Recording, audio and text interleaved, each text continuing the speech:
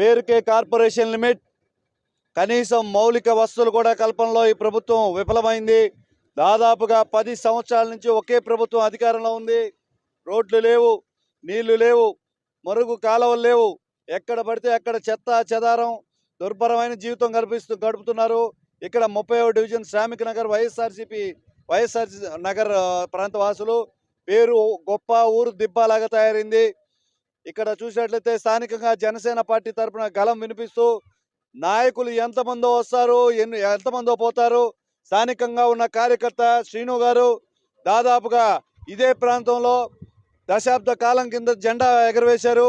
అప్పటి నుంచి ఇప్పటి దాకా కూడా ఒంటి మీద పచ్చబొట్టేసుకొని పవన్ కళ్యాణ్ గారికి గెలిచేదాకా కూడా ఎవరు ఉంటే వాళ్ళతో కలిసి నడిచేందుకు సిద్ధం అవుతున్నారు శ్రీను గారు.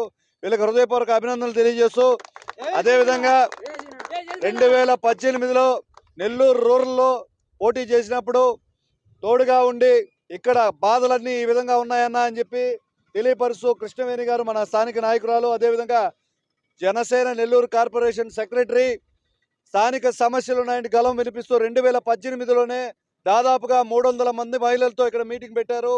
ఆ పోరాట స్ఫూర్తిని ఏమాత్రం తగ్గించలేదు.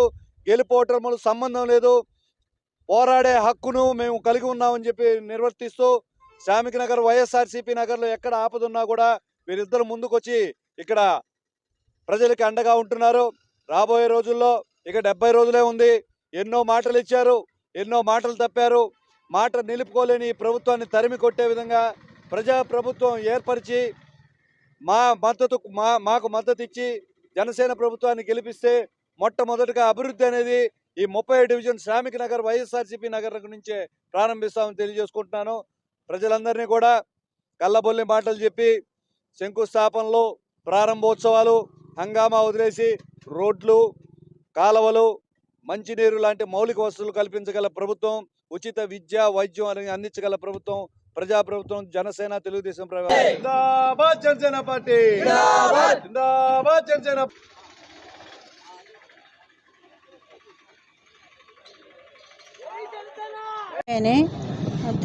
జనసేన వీర మహిళగా పనిచేస్తున్నాను.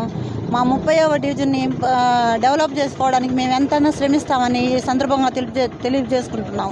ఇందుకు మద్దతుగా కిషోర్ అన్న కానీ, నాకు సీను కానీ, మా వీర మహిళలు కానీ చాలా మంది పెద్దలు కూడా ఉన్నారు. అందరూ మాకు సపోర్ట్గా ఉంటున్నారు. ఇక్కడ వసతులు ఏమీ లేనప్పటికి కూడా వాళ్ళు వస్తారు, ఆ మొగదాలకు వస్తారు. ఎమ్మెల్యే వచ్చినా, ఎంపీలు వచ్చినా మొగదాలు వచ్చి చూసి వెళ్ళిపోతున్నారు.